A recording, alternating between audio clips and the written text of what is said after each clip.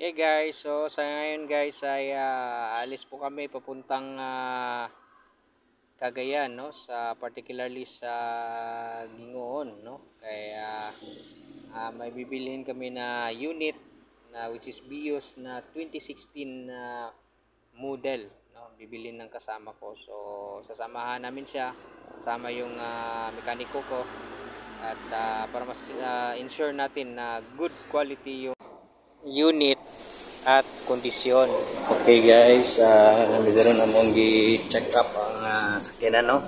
BIOS 2016 model matic transmission. So far ang tagiyani is doktor. Okay kayo ang kondisyon sa sakyanan, gamay pagdagan, wala kay gamit-gamit kay daghan kay sila unit.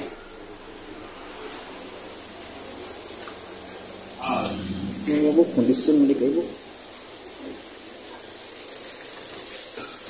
Din karon among gi-check ang iyang engine sama sa kuwang kauban na mekaniko na okay pa daw ang kondisyon sa makina. So far so good ug andar ang kaning unit, no? Okay, so karon amo na ning i-test drive, no? Ay magbinarya nay. Karon guys, kay human naman mo check up ang sakyanan, well conditioned man siya. Oh, dito na ko.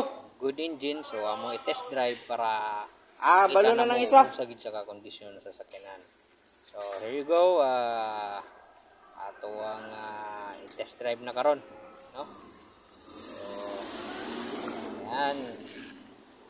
So far maganda masyado yung BIOS guys. Dili kayo Sabay na lang ko. bunog, no? O Prama. di kayo dili kayo siya gamit Tanaw na to dito sa. kay unit ang Ayahay nga lugar, ang kanang karon amo na ning testingan, no, kung wapo pagid bugi man ni kay kuan. Oh, way okay kuan, murag gyapon og take taxi. Nagalaga. Papay lagata. Katak ba?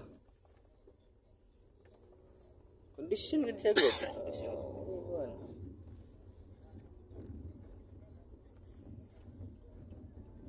So karon guys, kay satisfied naman mi, magpinarmahan ay nag-dokumento, no? Pilang tagiya ug ang witnesses. So uwi na mi karon, human na ni. Then thank you for watching this video of negotiation. So congratulations classmate for new BIOS 2016 model.